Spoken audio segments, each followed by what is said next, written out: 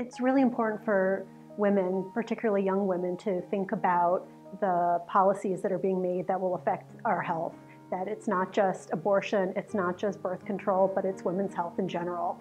And everyone can make a difference, everyone should make a difference. Everybody has a voice and we need to use it to talk to our elected officials at the federal, state, and local level to protect our right, our health, our families, and our communities.